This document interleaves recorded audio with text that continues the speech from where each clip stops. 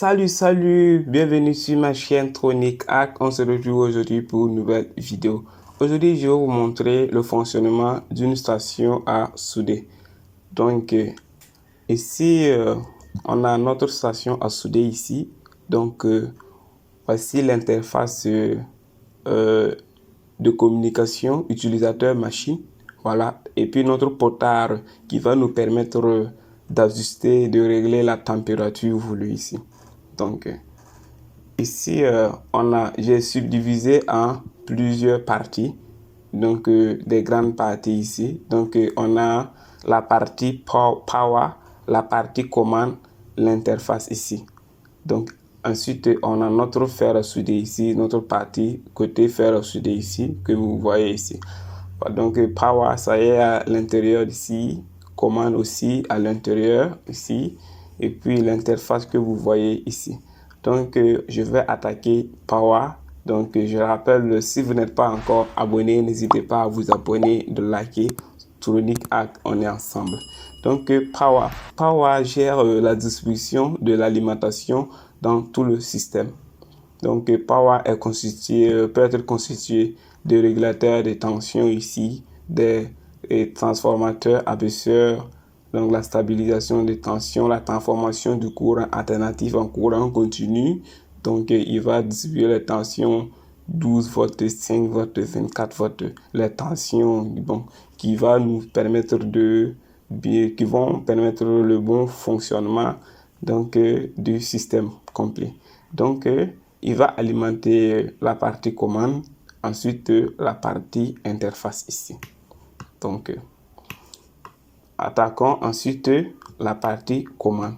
La partie commande, c'est comme le cerveau ici. Donc, c'est comme le cerveau, c'est ça, c'est la partie intelligente. Donc, l'utilisateur va rentrer ici. Donc, si vous voyez ici, j'ai mis deux flèches bidirectionnelles. Donc, il rentre et puis, donc ça veut dire qu'il peut recevoir ou bien transmettre des signaux ici. Voilà, donc, avec notre potard ici, voilà, il va recevoir la température voulue. Exemple, nous voulons 200 degrés. Donc, il va prendre les 200 degrés ici. Donc, pour vous aider à savoir que vous êtes dans les 200 degrés, il va afficher la température que vous voulez. Et puis, ou bien peut-être la température actuelle du fer à souder. Donc, que vous voyez juste ici. Donc ça, maintenant, il va lire.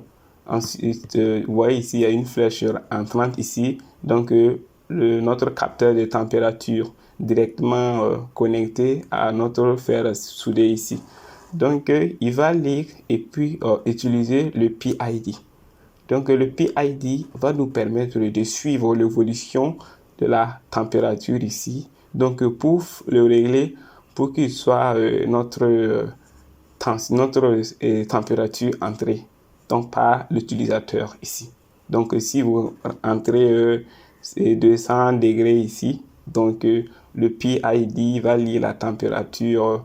Donc, s'il atteint les 200 degrés, donc il stabilise, ou bien s'il dépasse les 200 degrés aussi, il stabilise. Donc, il fait baisser la température, c'est-à-dire le courant qui rentre ici au niveau de notre fer à souder ici.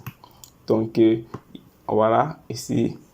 Donc, il fait la modification de la température via PWM pour certains cas.